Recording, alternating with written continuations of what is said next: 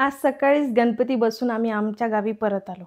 याच्यासाठी कारण की बघा, पोटापाण्यासाठी आपल्याला मूव्ह ऑन तर नेहमीच करावं लागतं. कधी कामानिमित्त आपल्याला कुठे राहावं लागतं. पण गावाची आठवण आणि गावाचं आपलेपणा गावातच राहून जातो. कितीही म्हटलं की जवळची माणसं जवळ करता येईन, पण असं होत नाही. आपल्याला काही गोष्टी आपल्या मनाविरुद्ध करावं लागतं. गणपती बाप्पाचं आगमन झालं, आम्ही बसवलं आणि वापस आलो.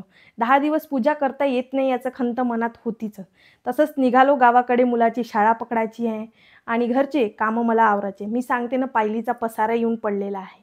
घरची माणसं ऑलरेडी मी त्यांना म्हटलं, 2 गोष्टी म्हटल्या, की "अहो, मी नव्हती तर तुम्ही माझं काम तर स्वच्छ केलं असतं, घर तर स्वच्छ केलं असतं." तर मग हसून स्वतःच्याच मनात विचार केला, की माणूस सकाळी 9 वाजता जातो, संध्याकाळी 9 वाजता येतो. तोही बिचारा थकलेला असतो. का माझे कामं आवरणार आहे? त्यांनी हसून म्हटलं, की "मी हे कामं तुझ्यासाठीच ठेवले बरं का. तुला इथे आल्यावर कमी नाही भासली पाहिजे म्हणून." काही हरकत नाही. हे आपल्या आपण काय म्हणू शकतो, हाउसवाईफचं काम आहे का, हे आपली ड्युटी आहे तर आपण करायला पाहिजे. पण कधी-कधी आपणही अपेक्षा करतो, की आपल्याला सुख मिळायला पाहिजे. पण ते अपेक्षित नाही, की आपल्याला मिळेलच बा. ठीक आहे, विषय तो नाही. विषय हा आहे, की आज सुमीची शाळा असल्यामुळं आम्ही लवकरच निघालो. तिथून म्हणजे कळमवून आम्ही 6 वाजताच निघालो. तर मला असं वाटलं, की येताना नाश्ता घेऊन जावा. म्हणजे मुलाला मला घरी येऊन इथे घाईगडबडीने नाश्ता करून, त्याची तयारी करून त्याला शाळेत व्यवस्थित धाडता येणार नाही. तर मग मी तिथूनच नाश्ता घेऊन यावा. तर मग म्हटलं घरी पण काय बनवावं, तर समोर जाता-जाता आपल्याला कुठेतरी हॉटेल लागतील, तर मग त्या हॉटेलमधून आपण काहीतरी थोडंफार त्याच्यासाठी नाश्त्याचं घेऊया आणि मग निघूया. तर तसाच विचार करता आम्ही वन्नेरला आलो. वन्नेरला त्या काकूकडे गेलो. त्या माझ्या फेव्हरेट काकू आहे. त्यांच्याकडले आलू बोंडे समोसे खूप छान मिळतात. तर काकूकडले बनायचेच होते, कारण की आम्ही खूपच लवकर तिथे पोहोचलो 7च्या दरम्यान. तर ते बोलले, की "बेटा मी काढलेच नाही." तर म्हटलं, "नेहमी त्यांनाच चान्स देते मी, तर एक वेळा त्यांच्या शेजारच्या दुकानात जाऊन बघते." शेजारच्या दुकानात गेली. दुकानदाराचे आलूबोंड्याचा मसाला पाहून मला तेवढा काही रस आला नाही. तर मग तो बोलला, "ताई तुम्ही खाऊन तर बघा. तुम्हाला जर आवडला तर घ्या, अदरवाईज नका घेऊ." म्हटलं ठीक आहे, एक वेळा ट्राय करायला काही हरकत नाही. प्रत्येकालाच चान्स द्यायला हवा, असं मला वाटतं. मग त्यानंतर मग मी तो आलूबोंडा खाल्ला. मला फार छान वाटला. ठीक आहे म्हटलं, कारण की आपल्या मुलांना जास्त तिखट पण नको आणि काही नाही. आणि त्यांनी गरम-गरम नुकतेच काढले होते, तर मला ते बेटर वाटले. तर मी त्याच्याकडून 4 प्लेट पॅक करून घेतले. घरी येताच अन्वीक्षाने सटकन खाऊन घेतला एक आणि माझ्या मुलांनी पण खाऊन घेतला. पण त्यांनी मसाला ठेवला होता. ती त्याची सवय आहे म्हणून मी ते इग्नोर केलं. आणि त्यानंतर मग यांनी घेतला आणि यांनी खायला सुरुवात केली. मोठे माणसं थोडे बघून खातात प्रत्येकच जण. तुम्ही झाले, मी झालं. आपण थोडं स्मेल करून आणि टेस्ट करूनच खातो. नंतर यांनी मला आवाज दिला, की "ये बरं स्नेहा, तू थोडासा याचा स्मेल घेऊन पहा." नंतर मला कळलं, की ती पूर्ण चटणी आंबलेली होती आणि तो समोसा, तो आलूबोंडा देखील आंबलेला होता. हे ते 4 प्लेट आलूबोंडे आहेत, त्याच्यातला एक फक्त माझ्या मुलीने केला. मला राग या गोष्टीचा येत आहे, की त्यांनी माझ्या डोळ्यादेखत माझ्यासोबत फ्रॉड केला. आणि मी आता तर काही करूही नाही शकत, कारण की मी त्याच्या गावापासून फार लांब आहे. जर मी तिथे असती ना, तर नक्कीच मी हे ते घेऊन गेली असती, की "बाबा तू मला खायला काय दिलं आणि बांधून काय दिलं?" याने काय होणार ना माहिती आहे का, हे जे आहे ना, मी तुम्हाला लिटरली खूप वास मारत आहे. खूपच वास मारत आहे. ते त्याला समजायला पाहिजे, की हे आपण जे गोष्ट देत आहोत समोरच्याला, तो घरी नेऊन त्याचे छोटे मुलं खातील किंवा कोणी पण मोठे एल्डर लोकं खातील. याने छोट्या मुलांची किंवा आपलीसुद्धा तब्येत खराब होऊ शकते. मी काय म्हणते, 4 पैसे एक्स्ट्रा घ्या. नसेल होत धंदा तुमचा, काही हरकत नाही. तुम्ही 4 पैसे एक्स्ट्रा घ्यायचे. जर का तुम्ही जर क्वालिटी द्याल, तर दुसऱ्यांदी मी तुमच्या दुकानात पक्क्यातच आली असती. पण बघा, तुम्ही क्वालिटी नाही दिली, तर मी तुमच्याबद्दल वाईटच सांगत आहे ना, कारण की मला क्वालिटी मिळालीच नाही.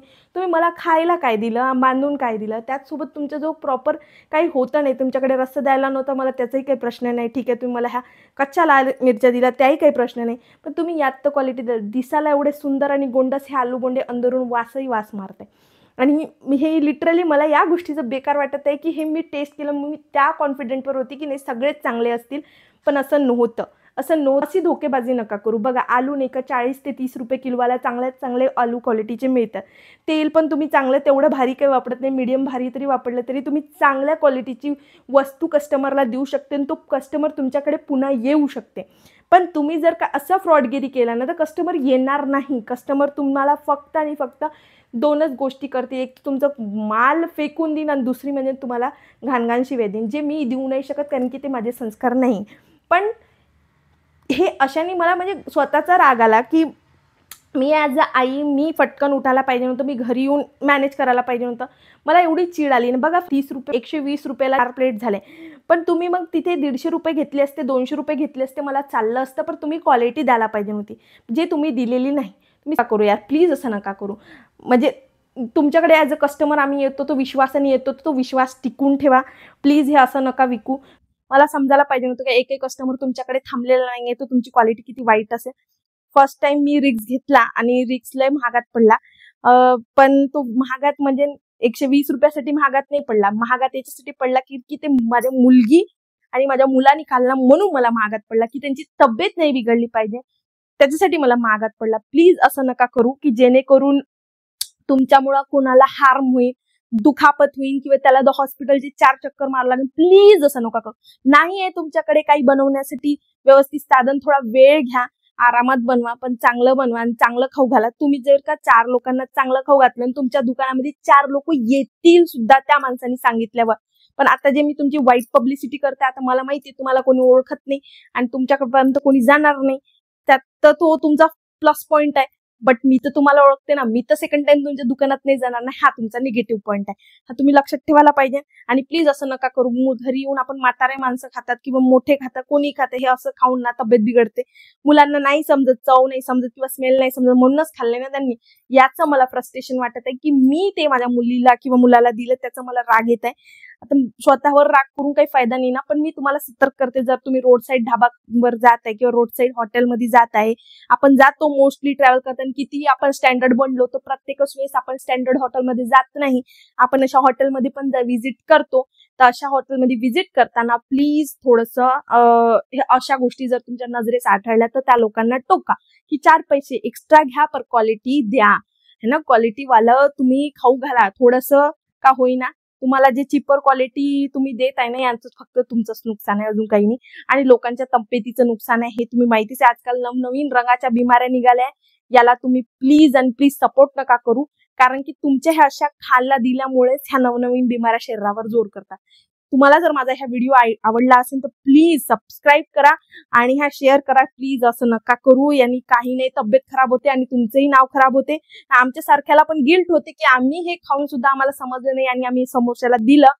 त्या गिल्ट मध्ये आम्हाला पण नका जगू देऊ. आणि तुम्ही पण प्लीज सुधरा. असं नका करू. 4 पैसे एक्स्ट्रा घ्या, नसन परवडत, पण असं विकू नका, असं विकू नका. ठीक आहे ना.